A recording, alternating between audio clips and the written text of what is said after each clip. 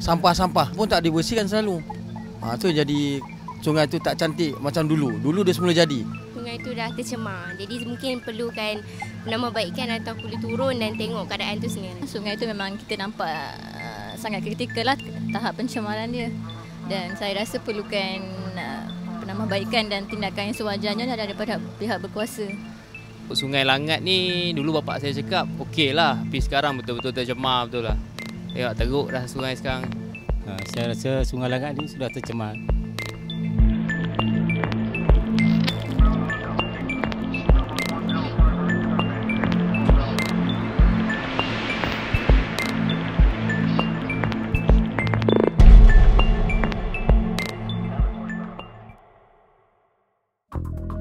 Sungai Langat merupakan pembekal utama sumber air bersih di Kuala Lumpur.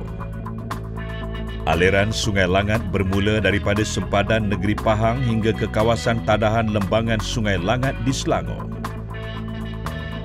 Sungai ini menyediakan bekalan air mentah bagi kira-kira 1.2 juta orang di daerah Ceras, Kajang, Bangi dan pusat pentadbiran kerajaan Putrajaya.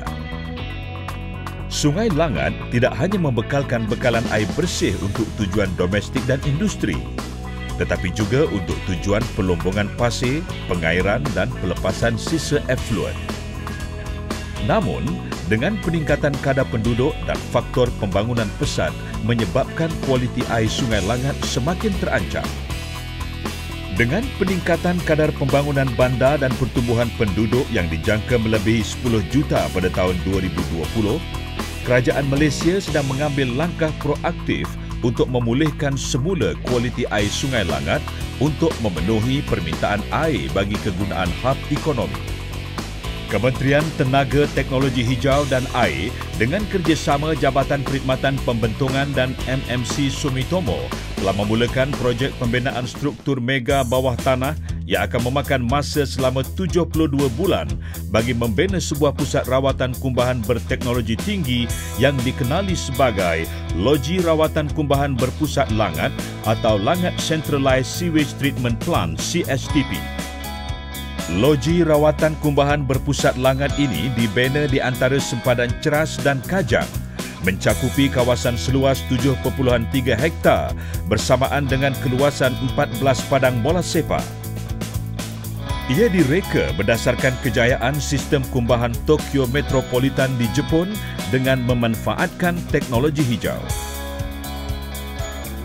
Pusat ini mampu mengekalkan keperluan Malaysia bagi masa depan dengan penambahbaikan rangkaian pembentungan untuk memberi perkhidmatan pembentungan kepada lebih ramai rakyat 920,000 PE. Objektif pembinaan pusat ini mematuhi kategori 1 Akta Kualiti Alam Sekeliling 1974, Peraturan Alam Sekeliling Kumbahan 2009, Jadual kedua Peraturan 7 Keperluan Efluen Piawai A.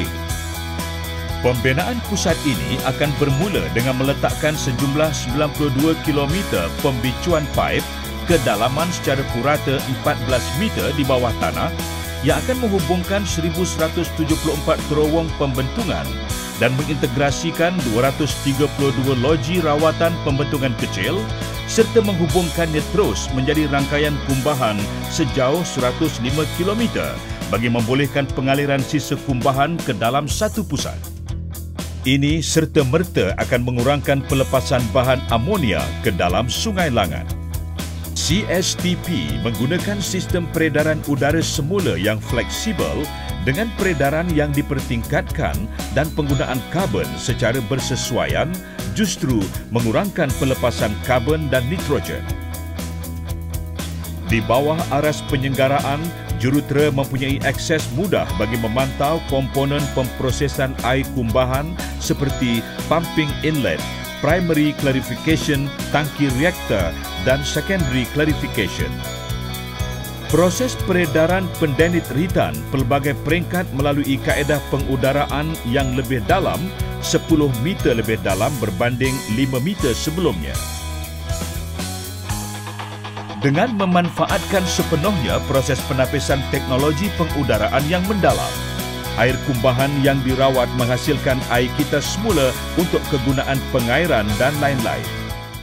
Enap cemar diuraikan oleh mikroorganisma anaerobik semula jadi, dikeringkan untuk kegunaan lain yang berpotensi seperti lanskap, pertanian, perhutanan, pembaikan tanah dan penambakan.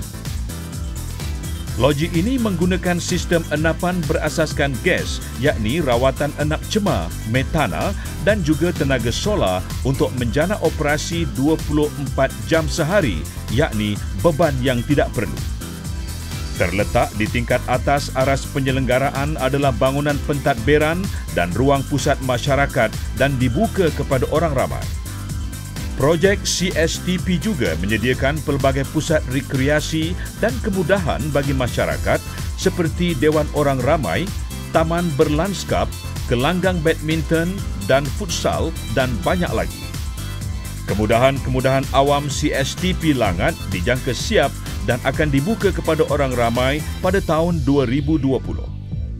Ia turut memperkenalkan pengurusan kos operasi, persekitaran yang lebih baik dan penyelenggaraan yang cekap bagi rawatan kumbahan dan juga meningkatkan kualiti hidup masyarakat yang tinggal di kawasan sekitar.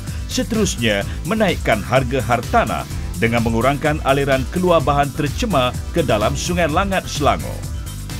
Kawasan ekonomi utama Kuala Lumpur kini bukan hanya merupakan hub moden, tetapi ia dilengkapi dengan teknologi hijau yang terkini dengan jaminan kualiti hidup yang terbaik demi generasi akan datang.